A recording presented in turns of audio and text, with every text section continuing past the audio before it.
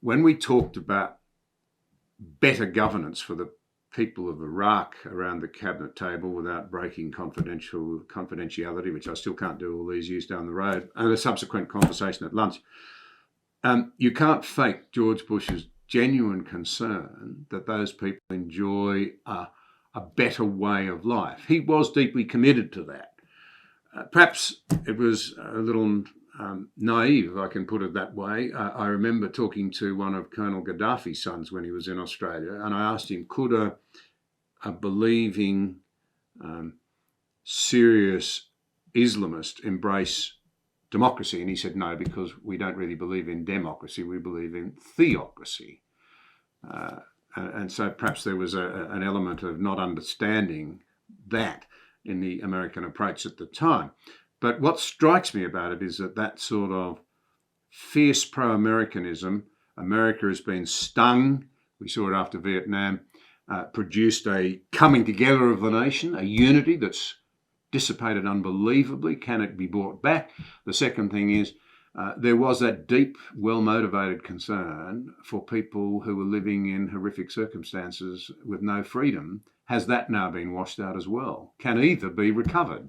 I think they're cyclical. Remember that George Bush ran in 2000 as a quasi, I don't want to say isolationist, but he said, I'm not a nation builder, and I'm not going to do what Bill Clinton did and go into the Balkans and, oversee every bomb that was dropped and put all these restrictions on the military and then stay in there and stay in there and stay in there. I mean, what he was saying is we've been there 6 or 7 years and we're trying to rebuild an impossible Yugoslavia. And then you're absolutely right. The circumstances changed where he said after 9/11 that this tit for tat, cruise missile for terrorist acts, USS Cole, Tanzania's embassy, we got to stop that. This is an existential threat. And we're going to go in there and we're going to destroy the Taliban and Saddam Hussein's support for terrorists the world over, but we're not going to leave this time. We're going to alter the conditions so they can't reappear. And then we hope that that'll be a model for other countries to join us.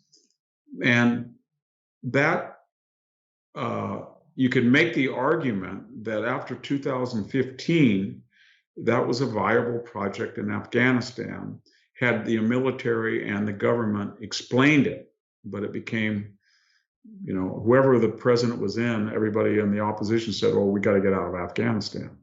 Trump actually did change, and so did Obama. Obama wanted to get out, and they said, this is what's going to happen, and he stopped. And then Trump wanted to get out, and he didn't. Joe Biden did not follow that paradigm. Iraq, I think, for all of the tragedies of Iraq, there is still a government there, and they have elections, and it's got some hope. I didn't think I'd say that after the ISIS takeover, but so these are cyclical. And I think the view of all of these Afghan people clinging to the plane, at a time when people in America are saying 1776 is not the date of our founding, or this was flawed at the beginning, and we see people who don't even know us that are clinging on a wheel, risking sure death to come to this country, or 2 million people are walking 1,000 miles to come here. It shook people up. And then when they saw that scene in Kabul of women who were saying, we've never worn a burqa in our life. I'm 18 now, I'm going to have to wear one, and shooting people already. And this is just the beginning. As soon as the period is clear to the Taliban that we will not be retaliating and not be punitively striking them, they're going to start to be emboldened and really start killing people. So I think that'll have an effect, just like 9/11 did, just like Americans are very fickle, fluid, malleable in that sense. And because we're such a radical democracy, and that can be good and bad. But I think there'll be a return to the idea that we're not America if we just leave people high and dry. After the Vietnam War, there was such humiliation in the United States in 1975, and so many stories about fragging and drug use and racial hostility within the military. The military then really tried to rebuild it from the ground up, and they got together with with private enterprise and defense contractors. They were at the cutting edge of the computer revolution. And we went into the first Gulf War, as you remember, in 1991, and that military performed superbly. We didn't have to go all the way over there, but we chose to in 1991 to stop Saddam Hussein's annexation of Kuwait. And so a lot of this depends on I know it sounds trite, but the success of the implementation, the operation. The great General Matthew Ridgway, who saved Korea, had been quoted variously that there's only one thing worse than being in a bad war, and that's losing it. And so as bleak as Afghanistan was, there was a way to keep it alive on the theory that the longer it is alive and the longer these people are westernizing, the more that becomes a normative condition, and the more on the outside the Taliban, when they can't come in, that shows their failure.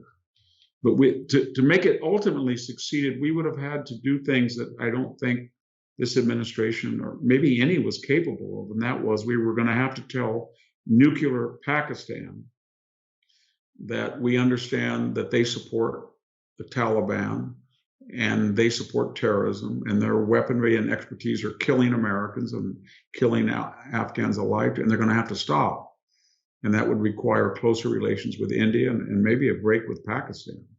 And I think that was a bridge that was too far to cross, perhaps. But I think that would have been a radical and necessary change in U.S. foreign policy. Thank you for watching this episode. If you value vital conversations like this one, please like, share, subscribe, and join the conversation.